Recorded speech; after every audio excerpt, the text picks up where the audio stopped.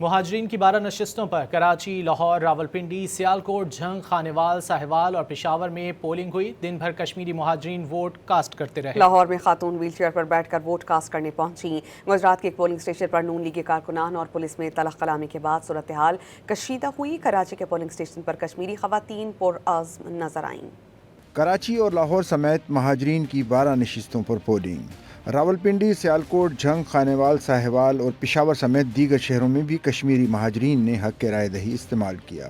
مختلف علاقوں میں تاخیر، انتخابات کے التوا، سیاسی الزامات اور سیکیورٹی سے متعلق واقعات بھی سامنے آئے۔ ووٹرز میں جوش و خروش نظر آیا۔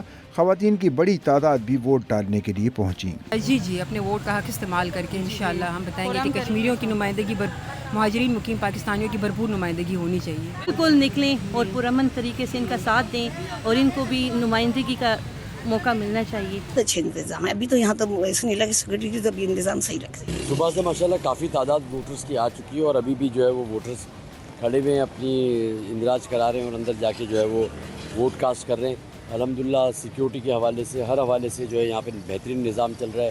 لاہور میں خاتون ویل چیئر پر بیٹھ کر ووٹ کاسٹ کرنے کے لیے آئیں۔ نون لیگ اور پیپلز پارٹی کے حامیوں نے اپنی اپنی جماعتوں کی کامیابی کے پیش کی دعوے بھی کر دیے۔ دیکھیں میری بات ہے، آزاد کشمیر میں گورنمنٹ کس کی ہے؟ ان کی گورنمنٹ، ان کے ڈی سی، ان کے اے سی، اس کے باوجود 9-4 کا رزلٹ میں ملا ہے اور ہم نے وہاں کی کون سی بیمانی کرنی ہے؟ تو یہاں پہ تو آپ کو نظری شہر آ رہا ہے، آپ کے سامنے ہے، یہ سارے ووٹر ہیں۔ انشاءاللہ آپ دیکھیں اتنی گرمی کے باوجود لوگ آ رہے ہیں اور اتنی گرمی کے باوجود لوگ ووٹ کاسٹ کر رہے ہیں اور انشاءاللہ پرامن الیکشن ہو رہا ہے۔ اگر دھاندلی نہ ہوئی تو انشاءاللہ الیکشن پیپلز پارٹی جیتے گی انشاءاللہ۔ گجرات حلقہ LA38 جموں 5 کا پولنگ اسٹیشن سرخ پور میدان جنگ بن گیا۔ لیگی کارکنوں کی پولیس سے تلخ کلامی کے بعد صورتحال کشیدہ ہو گئی۔